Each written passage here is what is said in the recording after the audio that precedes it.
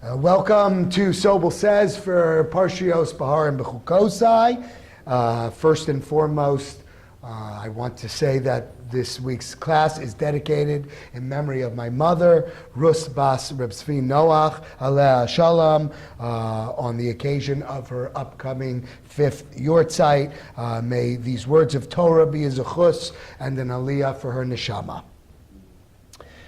So this week we're going to primarily be focusing on Parshas Behar-Bechukosai, and that's because, wow, if you're ever feeling too good about yourself, you just need to open up that Parsha, skip like the first 10 psukim, and then get ready to lapse into a state of deep depression.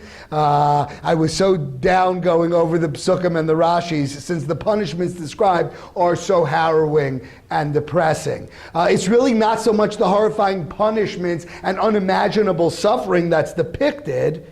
It's that we know that so much of it is due to our own actions. If only we could say, hey, we don't deserve that, that would make us feel psychologically a little bit better. The good news is, though, that much, if not all, of the Tochacha, I believe many say all of the Tochacha has already been fulfilled, and therefore now we only wait the redemption.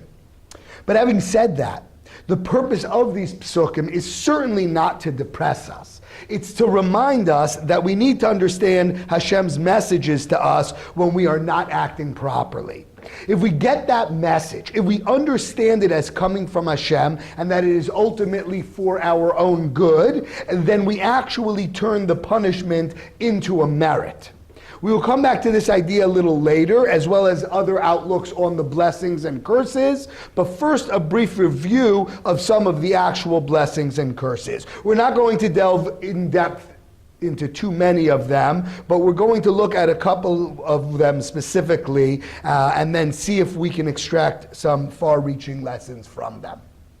So the first, on page 708, that's at the beginning of Parshas Behar-Bechukosai, Pasuk 4, Pasuk Dalit, it says, V'nosate gishmechem be'itam, v'nasna haaretz yivula v'etz hasadeh yitain piryel.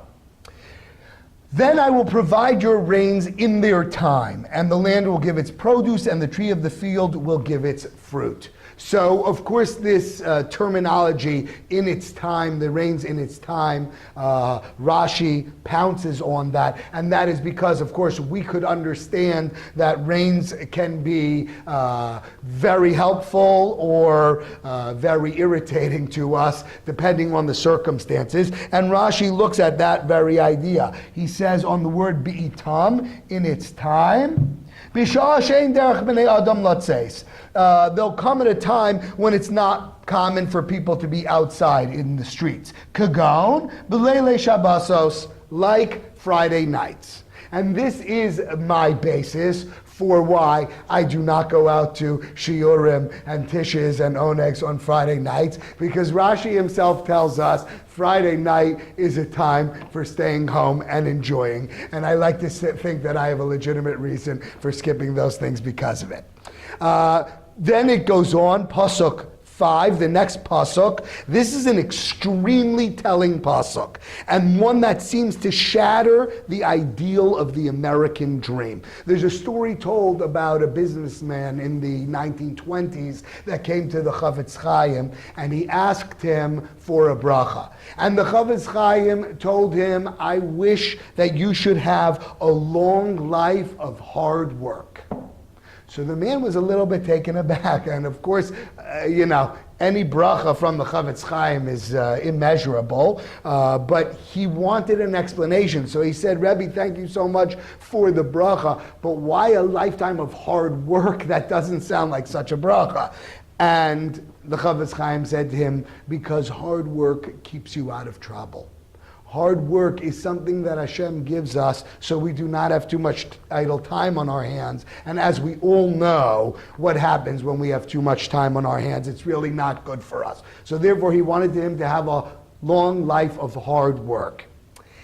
But not only does being busy with work keep us out of trouble, it's actually the Torah's ideal. Let's read that pasuk, and then we're going to look at a couple of Rashis on it. It's very fascinating. Pasuk K. V'yisig lechem dayish es batzir, or batzir yasig es zara, v'achaltem lach mechem lasova, v'shavtem lavetach ba'artzachem. Your threshing will last until the vintage. I assume that means when you reap it. And the vintage will last until the sowing. You will eat your bread to satiety, and you will dwell securely in your land. So what is that telling us? So Rashi explains. Rashi says the following. V'yisig lechem dayish es batzir, sheyehei hadayish meruba v'atem asukim bo ad habatzir. Rashi is saying the following. The Torah is telling us that we are going to be so busy with our incredibly blessed bounty that we'll go continually from reaping to sowing to threshing back to reaping. It's going to be, each process is going to be so blessed and so full that all we're going to do is go from one stage to the next. By the time we complete the massive job in that stage, the next stage is ready for us. And then comes the next Rashi on the fact that you will eat your bread. You'll eat it to satiety. Ochel kim'ah v'hu misbarech b'me'av. You will eat a little, and it will be blessed to expand into your intestines. In other words, you're just going to need a little bit to satisfy you. So it's very interesting because the main focus, the main goal and achievements of the American dream are early retirement and conspicuous consumption.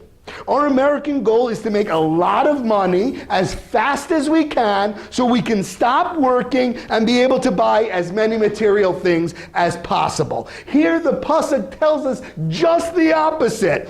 The blessing is being occupied with productive work and not needing very much, since we'll be blessed with very little, we'll be able to satiate us. So it's a very interesting thing. This very idea of the American ideal, the American dream, is actually exactly the opposite of what the Torah considers a bracha. The next two psukim are a mixed bag, in that one of them we're going to take from the brachos portion and one from the klalos portion, and I believe that they have an important common theme. So we're going to go in opposite order. First we're going to look at the latter one, which is in the klalos, which frankly explains it all. If you turn to page 710, pasuk 15, it tells us the following. V'im Behar-Bechukosai, this is the first of the psukim of the klalos, of the curses. I'm sorry, that's 14. V'im lo tishmu li v'lo sasu es kol ha-mitzvos ha'ele. If you don't listen, you don't do the mitzvahs, then it says, V'im Behar-Bechukosai tim osu, v'im es mishpatai tig'al b'nafshechem, l'vilti asos es kol mitzvosai, l'avrechem es brisi. If you consider my decrees loathsome, and if your being rejects my ordinances, so as not to perform all my commandments, so that you will annul my covenant, blank. Then it goes on to list all the terrible things that will occur. So Rashi very succinctly and summarily explains the exact order of the events which lead to our ultimate downfall of being a kofar be'ikar. A kofar be'ikar is basically denying the entire existence of God. That is a heretic in its fullest sense of the word. Simply put, there could be no lower rung that a Jew can find himself on. Whatever other shortcomings we may have, to deny God's existence is to be a complete and utter failure. It is this very last rung that Rashi tells us is what leads to the curses. When we finally get to that stage, heaven forbid, and we become a kofar be'ikar, that is what opens the door to these klalos, to these curses. So Rashi tells us something very fascinating in regard to that. Rashi says, Lahafrechem, where are we? Lavrechem es brisi. Kofar be'ikar, he becomes a complete heretic. Harei sheva averos, harishona goreres hashniya, v'chein ad hashviyas, ve'elu hein. So Rashi says there are 7 stages that lead to this ultimate status of being a kofar be'ikar, a total heretic. And they are this. And each one, said Rashi, leads to the next one. Lo lamad. First you don't learn Torah. V'lo asa. And then you do not do mitzvos. You neglect your Torah study, which in turn now leads you to not doing mitzvos. Moes ba'acherim ha'osim. Now, next, you start to hate people that do mitzvos, right? And we can understand that. The last thing you want is to be around people who are acting properly when you don't want to act properly. I recall a story that I heard many years ago. I forgot who told it to me about this community that they had a like seed program where they sent like a number of Bachrim from Lakewood or one of those other places to a community for a few weeks to be mechazek them, to teach them some Torah. And as is often the case, it began during the 9 days and it usually goes over Tisha B'Av. And on Tisha B'Av time at night, the Bachrim all come in and they all start sitting on the ground and getting ready to say kinos, listen to Eicha.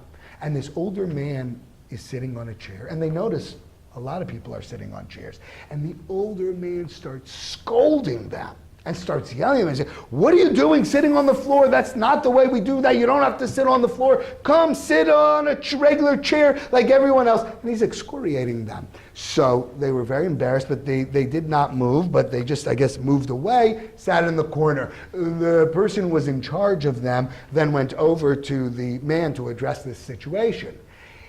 And he came back to the Bachrim and he told them the man said as follows, and it was a surprisingly, perhaps refreshingly honest statement. The man said, I yelled at them for the following reason. It's true, probably you are supposed to sit on the floor. What I don't like is, I don't like people around me who are sitting on the floor because it reminds the rest of us that we're not doing it properly. And I don't want that. I prefer when they're not around here, so I don't need to be reminded of that. And that was a very honest statement and a very true one as well. Once we start lagging in those areas, we start to hate people that do it properly. We have that inner sense, and it's mostly a shame and a guilt on our part. So that's the third stage, says Rashi. Then you start to hate the people that do the mitzvos. Then you start to hate the rabbis, because then you start to say, it's all their fault. They're making up these laws, they're making us do these things.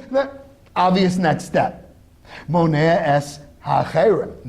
you start to get into being a sophisticated bad guy. Now you prevent other people from doing mitzvahs. You don't just hate them, now you want to get in the way of them doing it. Because again, you start to despise them and everything they stand for, so you want to stop them from doing mitzvahs.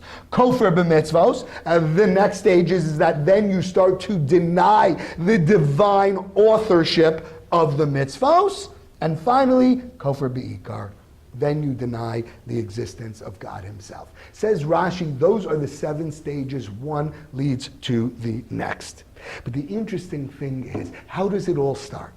It all starts by not studying Torah. Notice, it doesn't say a person stopped doing chesed, he stopped giving tzedakah, or anything like that. He did not study Torah. He neglected studying Torah, and that is the beginning of the end. And in conjunction therewith, now let's turn back to page 708, Pasuk 8, something interesting. It says, this is now in the brachos still, when times are great. V'rodfu mikem chamisha mea umea mikem revava yirdofu v'naflu oivechem lefnechem lecharev. 5 of you will pursue 100, and 100 of you will pursue 10,000, and your enemies will fall before you. Now, you do not need to be a math major to realize there is a problem here in the pasuk, because it says, if 5 will pursue 100, then 100 should pursue 2,000, right? Because 5 to 100 is a 1 to 20 ratio. So therefore, if you are going to multiply them by 20, it should be 100 pursuing 2,000. And instead, it says 10,000. So Rashi, of course, realizing what is an obvious inconsistency, says the following. Is that a proper calculation? Rashi knew his math.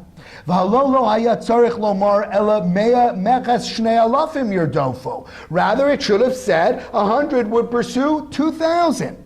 Ella eno dome mu'atin ha'asuyin es haTorah limerubin ha'asuyin es haTorah. What Rashi says is, however, there is no comparing a few who study Torah or do mitzvos to many who do so. In other words, the more people doing it, the greater, the exponentially greater power that it has. And we see when you get people together to learn Torah or do mitzvos, it has a much greater effect, since not only are the mitzvos being performed by more people, but the people are mechazek each other, right? They strengthen each other. They influence each other in a proper way, positive peer pressure. And that is a very, very powerful thing. You don't like to feel like you're a weirdo all alone on a Tuesday night studying and everyone else is having a great time, so to speak, or whatever you call it. But when you have a group of people learning together, it's mechazek you. It makes you feel better. And that really is a powerful thing. I remember, not this past trip to Israel, but within the past year or so, I was in Israel and I had had a very depressing, I guess depressing is the word, experience my prior two trips to Israel, because during that time was when all those stabbings were prevalent. And I can tell you, having gone regular to Israel since I was 4 years old, I had never before experienced the emptiness in Yerushalayim in general, and the old city in particular, that I did on those two trips. I mean, it was a ghost town. Now, admittedly, I was probably there in like a November and a February, which are not exactly bustling tourist times. I had never seen anything close to this. It was very, very depressing to see that situation. But the following trip I went, when there was still a problem going on, the city did something very clever. They, in the old city, made what was called, it was called the Light Festival. It was very cool, actually. They took all the ancient walls, not the hotel itself, but everything around it, and they had these 3D movies you would go to. They really made the old city a super cool, exciting trip that you would walk through. It was free, I believe, for a nominal fee. I don't recall. It was really amazing, and it was all these different light things that they called it the Light Festival, I assume because the Maccabees had trademarked the Festival of Lights already, so they had to go with the Light Festival. In any event, what was amazing was you literally had thousands and thousands, if not perhaps over 10,000 people that were all together, all out there. The situation had not changed at all, but when people knew a lot of people were coming, they were mechazek each other. Everybody felt great about going out into the streets. This thing lasted for over a week. It was a smashing success, but the lesson from it was even more powerful. How if we're together, it's just immeasurable how much greater, how much more powerful we can be than on an individual basis. But most of all, the idea is, specifically in Torah ideas, the more people we can get together to do something, the more far-reaching and powerful our actions are. So it's said that all the curses can be interpreted for the good. And we'll review that from a philosophical perspective in a moment. But one specific one that I would like to share with you, which is very short, is one that my father, Oliver Shalom, used to always tell me, and therefore it's very dear to my heart. On page 712, Pasuk 29, there is one of the most horrifying psukim throughout the Klalos. And it says, V'achaltem b'sar b'neichem u'v'sar b'noseichem tochelu. You will eat the flesh of your sons, and the flesh of your daughters will you eat. Now, sadly, in fact, historically, that did happen when Yerushalayim, prior to it being destroyed, the famine was so great, and after the siege, that literally, lo aleinu, parents, kindly parents, were forced to do the unthinkable. But my father would always tell me, especially more so in his latter years when he would come to me, to my house for Shabbos, that it means you will eat the flesh of your children, meaning the meat of your children, that you will be a guest at their Shabbos tables and eat their food. That is the flesh that you will eat. And that is not only a beautiful interpretation, but it's especially meaningful when it comes from someone who, in his own words, said that he saw and experienced the tochacha firsthand. Obviously, living in Poland and Russia in the 20s and 30s and 40s, my father saw it firsthand. He experienced the utter misery, the poverty, the starvation, all of that the Torah speaks of. So when someone like that tells you that they have seen the curses and that they have now been turned into blessings, you can take that to heart. So then the Parsha takes a surprising turn after the klalos, and it abruptly shifts from the klalos to the somewhat dry and technical elements of Erechin, which are the different valuations of people, animals, and land that one could contribute to the Mikdash, to the Beis HaMikdash.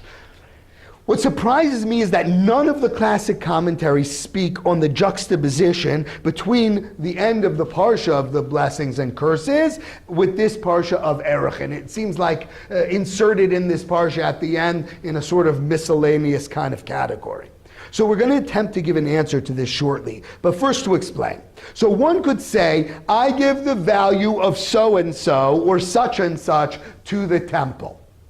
Then, based on the person or the object referenced in that vow, that was the subject of the vow, that person would then give that amount to the Beis HaMikdash. So you say, I give the value of my wife to the Beis HaMikdash. They would look at her age, gender, etc., and come up with an amount. That's what you would have to give. What's interesting to note is that the value of the person did not change based on their own value, meaning their earning abilities, education, strength, etc. It was set amounts based on age and gender solely, a very stable way of categorizing things. Meaning, it doesn't matter whether you're a superstar who's 32 or sickly and feeble and 32, your value was the same. You fit into a particular category. So we're going to come back to this. The Parsha then ends discussing the redemptions of fields, animals, etc.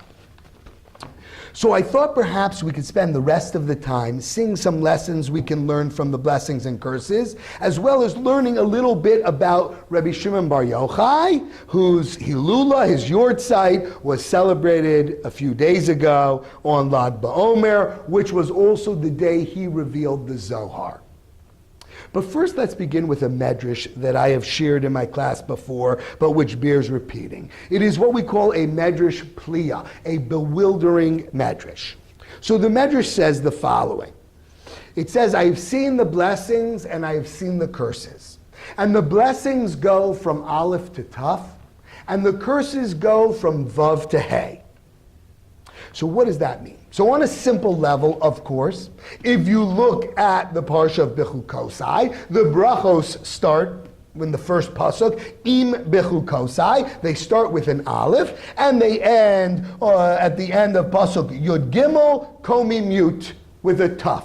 So that is saying the brachos start with the letter aleph in the first word and end with the letter taf in the last word. And then it goes on to say, and I have seen the klalos. And the klalos go from vav to hey. What does that mean? Well, the next word, which starts, the klalos starts v'im lo tishma'u, and it ends a few pages later with the words biyad Moshe, on page 716 on the bottom, biyad Moshe, with a hey. So the klalos start with a vav and end with a hey. And that's what the Medrash says. So what is this Medrash telling us exactly? So probably one of the very first Divrei Torah I ever heard from Rabbi Fran. It's over 20 years ago that I heard this, and I've said it over many times. He explained it as follows. When it says the brachas go from Aleph to Taf, what does that mean? So we know, of course, Aleph to Taf is the entire Aleph base. Starts with an Aleph, ends with a Taf. That means that when we have bracha, when everything is going well for us, everything seems orderly. Everything makes sense. Goes from Aleph to Beis to Gimel. Makes perfect sense. I'm a solid guy. I'm a good guy. And things are going good for me. Makes perfect sense to me. When things are, God forbid, not going well for us, when we think they are klalos, curses, it seems like they're vav to hay. There's no order. There's no explanation. Nothing makes sense to me at all. I don't understand. I just mentioned I'm a solid citizen. How can this stuff possibly be happening to me? It makes no sense. Vav to hay. But if you look at vav to hay, that's also the Aleph Beis in order. If you just start with the vav, go through the end, and begin with Aleph again, it will end in hay. So that too is a perfect order, just not as obvious of one. It's not as clear to us when things are not going well that this is the exact same precise order and precision and divine plan that exists when they are brachos, when they are Aleph to Tav. So too when they are Vav to Hey. It is the Aleph Beis, and it's the Aleph Beis in order. It's just, it doesn't start in the area that we're used to. But that is what we need to see. We need to see that it's the Aleph Beis. We need to see it's in as perfect of an order as when they are brachos. So the question is, do we see it? Do we see Hashem's hand as clearly during curses as we do during blessings? So I tell you this because 5 years ago, on this Shabbos, Behar-Bechukosai, my mother was nifter. And as I've recounted before, there were two things in particular that shook me up in connection with my mother's passing, besides, of course, my profound sadness. The first was that it occurred exactly 1 week after my son's bar mitzvah.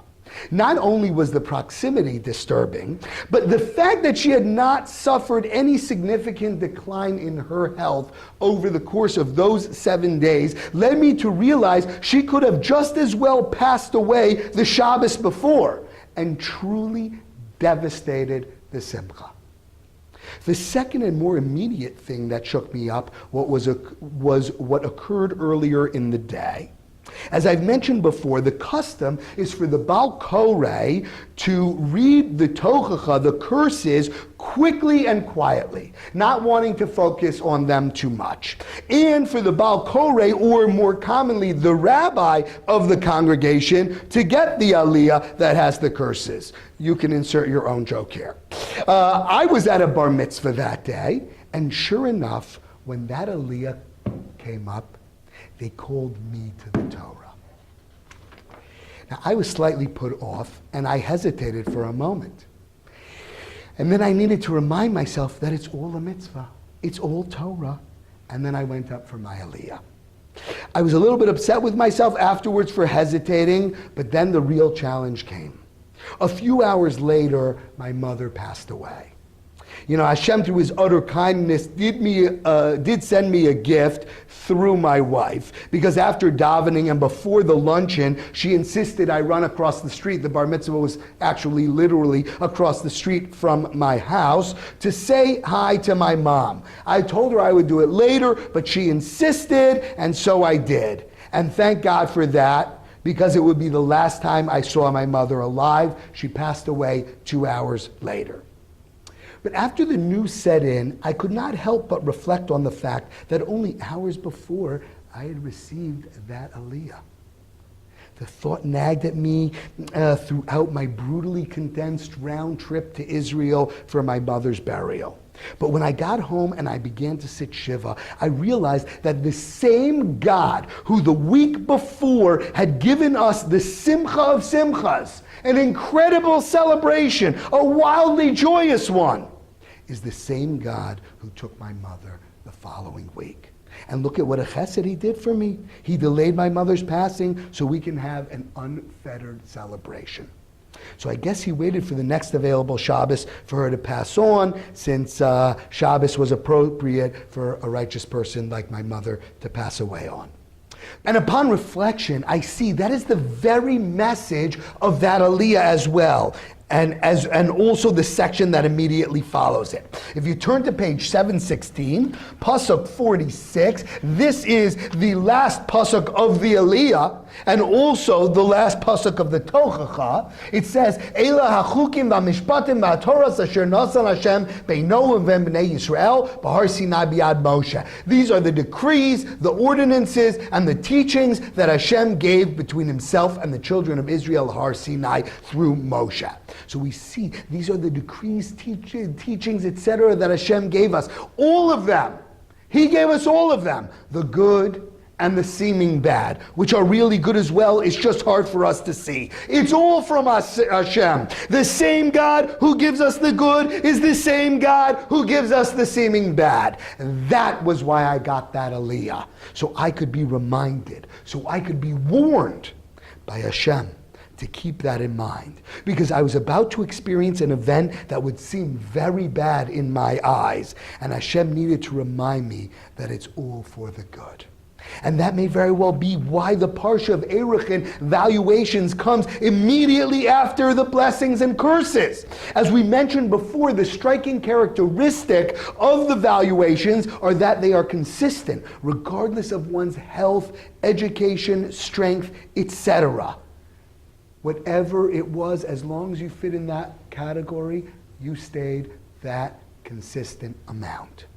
It could very well be that the message the Torah wants to convey is that one needs to be the same person after going through blessings and curses. We must be consistent. After blessings and after curses, Hashem wants to take evaluation of us. How are we doing? Are we hanging in there? Are we as close as ever to Hashem?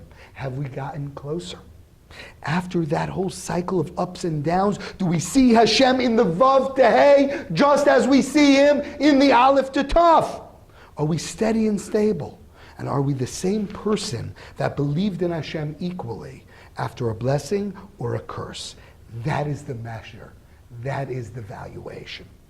And there was perhaps no one better at seeing the blessing in the curse than Rabbi Shimon Bar Yochai, Rashbi as he's known, perhaps even better than his Rebbe, Rabbi Akiva. So in commemoration of his Yortzeit, which we just celebrated a few days ago on Lag BaOmer, of course, let us learn two Gemaras about Rashbi. The first reflecting the point we just made, and the second describing the event that led to the revelation of the Zohar. The first Gemara is from Moed Katan, 9b. I'm going to read it in English for brevity. So Rabbi Shimon Bar Yochai had a very famous son who himself became a great Tana, Rabbi Elazar ben Rabbi Shimon. The background is that Rashbi sends his son, Rabbi Elazar, to these two other Tanaim to get a bracha from them. They were actually students of Rashbi's. They were students of Rabbi Shimon Bar Yochai's. His son is still young at this point. It's before their cave experience where they reveal the Zohar. And he sends them to two students, Rabbi Yonasan ben Asmai and Rabbi Yehuda ben Gerim, to get a bracha from them. And the Gemara tells us as following. They said to him, they meaning the two Tanaim said to Rabbi Elazar, "What are you doing here?" He said to them, "My father said to me, go to them so that they should bless you." And they said to him the following, "May it be the will of God that you sow and not reap, that you take in and not bring out and not take in. Let your house be destroyed and let your inn be inhabited.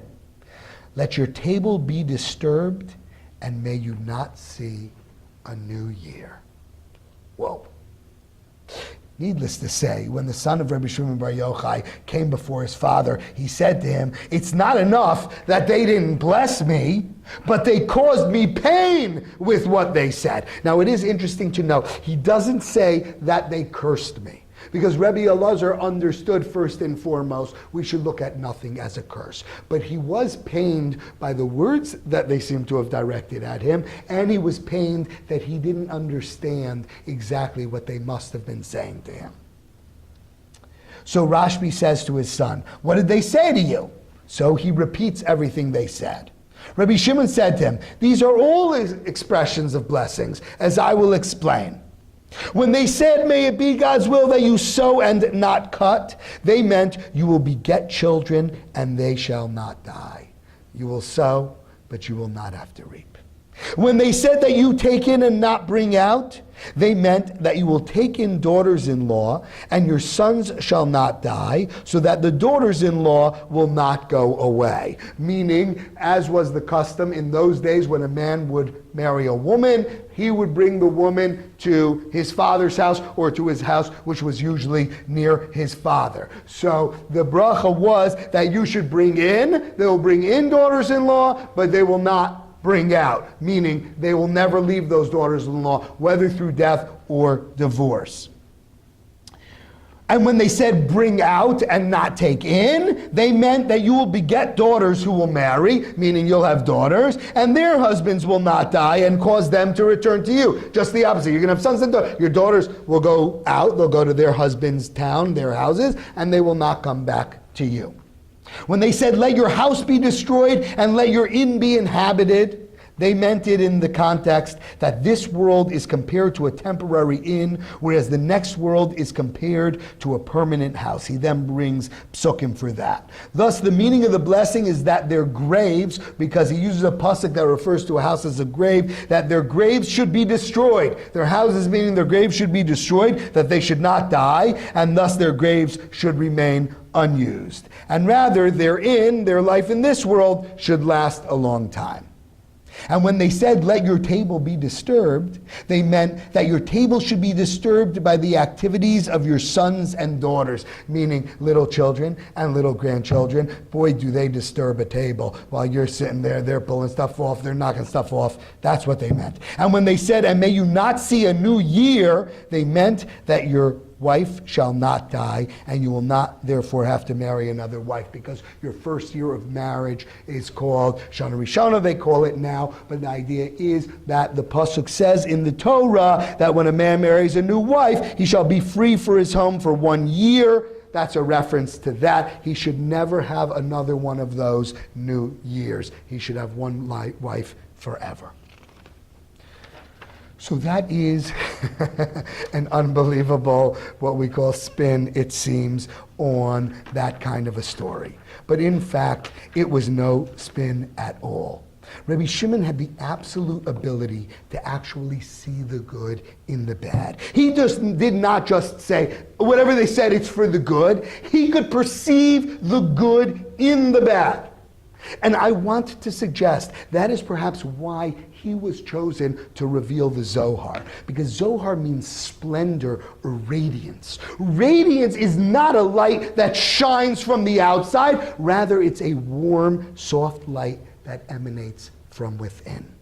That was precisely Rashbi's power. He could see the radiance. Although a powerful light can be covered or disguised by a shell, he could see right through it. He could see the light shining from within.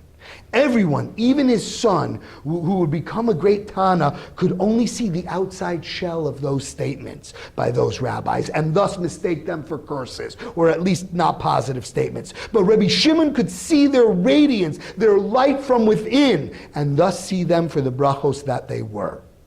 As to why the rabbis had to couch it in those terms, the Lubavitcher Rebbe speaks about that, saying that the blessings were so lofty and sublime, they could not be expressed directly, but needed to go through the disguise of bad before they could be exposed as good. It could be, perhaps the Rebbe bases that on the saying in the Gemara, Eina bracha mitzuya ela b'davar shesumo min ha'ayin, that a bracha cannot be found, a bracha is not found except for things that are hidden from the eye. In other words, the greatest things we need to cover up. Those are the two great things. Nonetheless, we see Rabbi Shimon's incredible ability to discern the good within the seeming bad.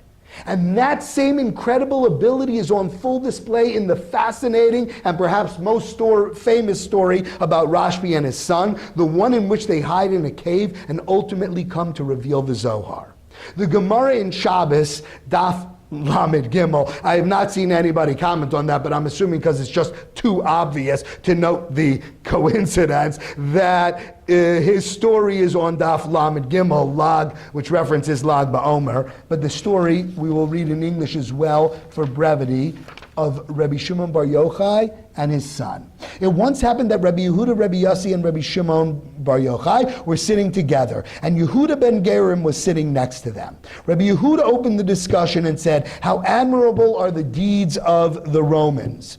Throughout the land they have established marketplaces, they have established bridges, and they have established bathhouses."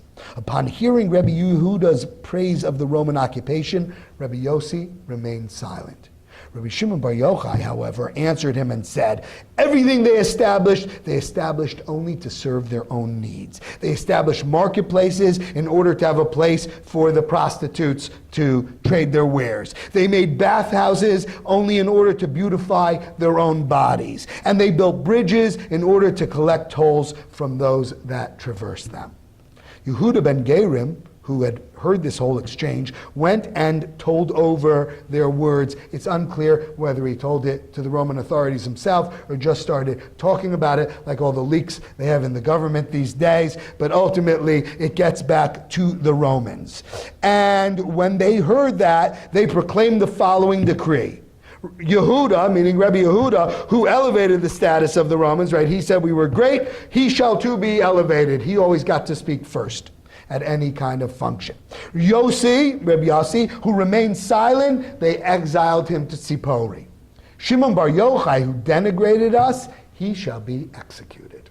Then, to make a long story short, so at first Rabbi Shimon Bar Yochai and his son Rabbi Elazar go and hide in a base medrash, and every day Rabbi Shimon Bar Yochai's wife comes and brings them a small pitcher of water and some bread for them to subsist, and they are learning there. Eventually, as they hear the footsteps coming closer and closer, there are all these authorities out looking for them. They said, it's not a good idea that we be in a place where your mother knows where we are, because they can come and torture her and find out our location. Let's take off completely. And sure enough, very famously, they go into an area till finally they find a cave. There was no more food for them, but a miracle happens, and a carob tree grows, and a spring of water was created for them. And it goes on to say that every day they would shed their clothes, and they would sit covered in sand up to their necks, and study Torah all day. And when the time for davening would come, they would get up, dress themselves,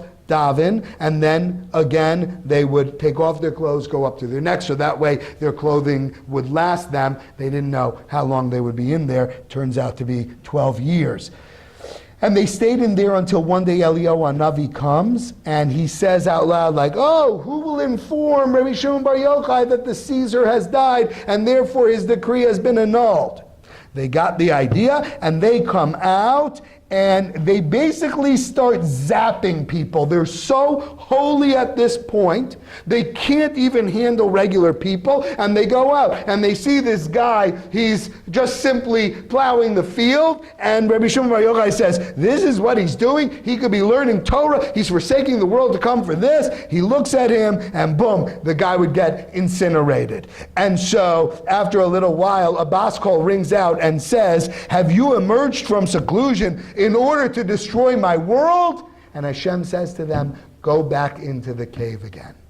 And sure enough, they go back into the cave an additional 12 months.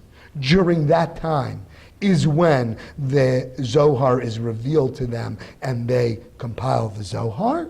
And then they reason that a Rasha, his maximum sentence in Gehenna is 12 months. And therefore, we cannot be any worse than that. So after 12 months pass by, they emerge from the cave again. This time, it was a more muted one. And sure enough, they hear a bas kol again that tells them, "You can come into the world." And that's that. And then what ends up happening, they have a few more things happening to them. And then Rabbi Shimon Bar Yochai says, this was the greatest thing that ever happened to me.